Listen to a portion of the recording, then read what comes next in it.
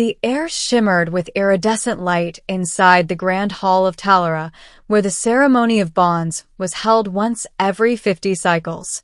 Aromatic vapors filled the domed chamber, curling around golden pillars etched with glyphs that hummed faintly as if resonating with the heartbeat of the assembled clan. Leora, a young Telerian noble, stepped forward with measured grace. Her heart raced, not with excitement, but with panic. This was the moment all young nobles dreaded, the mating ceremony, where potential partners would stake a claim with a kiss. To refuse was scandalous. To accept, unthinkable. She had a plan. Across the hall, the crowd watched with gleaming eyes.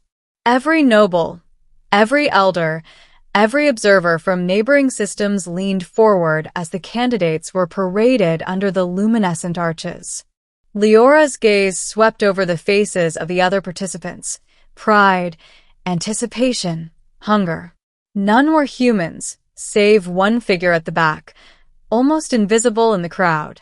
A human. Leora had never seen a human up close. They were rare in Teleria, rarely allowed into ceremonies. She had heard stories. Humans were unpredictable, defiant, and immune to the subtle mental influences her species used to detect consent and affection. To her clan, humans were anomalies. But he looked harmless. The ceremony began. Elders chanted in the low, resonant tones of Telerian tongues, and one by one, the nobles kissed their designated partners. Leora's stomach twisted. When her name was called, she stepped forward, heart hammering. Her eyes fell on the nearest noble who had been assigned to her, a tall, blue-scaled male with eyes like molten silver. He extended his hand, expectant. Leora's breath caught. She could not. She would not. Not here, not now. The elders would consider this rejection a dishonor, and she would be claimed by someone else forcibly, possibly forever. Her mind raced. She needed a diversion, a way to avoid the assigned match. And then she saw him, the human at the back. His dark eyes met hers briefly, almost as if sensing her turmoil. Without thinking, she walked toward him, weaving through the crowd, and pressed her lips to his in a swift, shocking motion. The hall gasped. The human blinked in surprise. Leora pulled back quickly, a mischievous grin on her face. There. Claim made, she whispered. Chaos erupted. The elders muttered in disbelief. Nobles who had been expecting formal bonds now stood in stunned silence. Leora's intended partner glared at her, but before he could react, the human stepped forward calmly, straightening his jacket, odd attire for the ceremony, simple and foreign, yet commanding.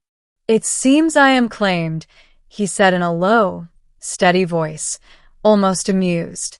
Leora froze. His voice, so human, so solid, sent a shiver down her spine. She had acted on impulse, expecting confusion, hesitation. Not this. The beginning, unveiling the human. After the ceremony, as the crowd dispersed, the human followed her to the balcony overlooking the crystalline gardens below. The evening sky glimmered with twin moons, casting silver reflections on the tall fountains. You shouldn't have done that, he said softly, watching her carefully. I had no choice, Leora replied, defensive. You don't understand our customs. If I hadn't kissed you, I would have been bound by someone else. He studied her for a long moment, then nodded slowly. I might have been aware of that, but you did it anyway. She frowned. Something about the way he spoke, the precision, the weight of authority beneath casual words, made her uneasy. Who are you? She asked. He smiled faintly. I am not officially part of this ceremony. Clearly, she muttered. He looked down at the gardens, expression unreadable. I am Commander Joran Hale, human envoy to Teleria. Officially observing, unofficially tasked with ensuring no dishonor comes to your people tonight. Leora's heart skipped. She had assumed he was just another bystander, an unnoticed human, and now she realized he was far from that. She had inadvertently bound herself to someone of immense status, someone who could influence the course of politics, diplomacy, and even military oversight on Talara. Panic surged. She had meant the act as a trick, a shield, a temporary dodge. Now it seemed permanent. The middle. Unintended consequences. Word of the audacious kiss spread through the grand hall like wildfire. Nobles whispered, alliances shifted, and families demanded explanations. Leora's parents called her, anger and fear coiling in their voices. "What have you done?" her mother demanded. "This human, he is not one of ours. You cannot bind yourself to him." I thought it would be a harmless diversion," Leora stammered. "Harmless," her father bellowed. "You've potentially declared yourself allied with a human envoy. Do you understand the ramifications?" Leora did. Too well. Meanwhile, Commander Hale remained calm. He accompanied her through the aftermath, observing the political tension with a quiet patience that unnerved even the most composed Tellurian officials.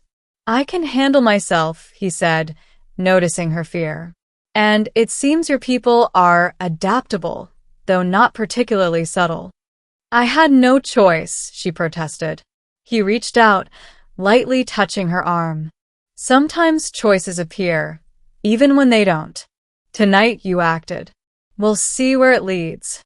As the hours passed, the tension in the city only grew. Leora began to see subtle changes. The nobles who had looked down on humans now spoke in hushed tones about the implications of her kiss. It wasn't just a claim. It was a political move. By binding herself to Hale, she had created a bridge between Telluria and the human frontier, whether she liked it or not. The turning point, trust and understanding.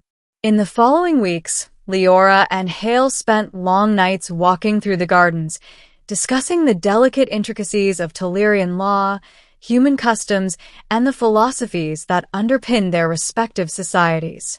Slowly, mutual respect grew, even admiration. He was patient, listening to her frustrations, acknowledging the difficulties of her position.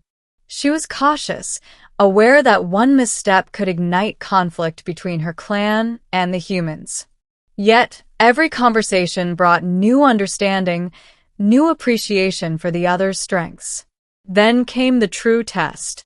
A rival noble, enraged by the perceived insult of a human being claimed at the ceremony, orchestrated a violent coup within the palace grounds. Mercenaries stormed the halls, demanding compliance and threatening massacre. Leora and Hale acted instinctively. Working together, they coordinated defense, guiding palace security and civilian allies to safety. Hale's tactical experience complemented Leora's knowledge of the palace layout and Tellurian combat techniques. In the chaos, Leora found herself beside him, side by side, fighting not just for honor, but for survival. She realized, with a jolt, that she had been wrong to view him merely as an obstacle or pawn. He was a partner, perhaps the strongest ally she could ever have. When the last invader was subdued, the palace quieted, and the threat passed, Hale turned to her with a small smile. "Quiet version or bloody version?" he asked softly. Leora laughed, exhaling tension she hadn't realized she'd been holding. "I think we just survived the bloody version together." The ending, bonds beyond ceremony.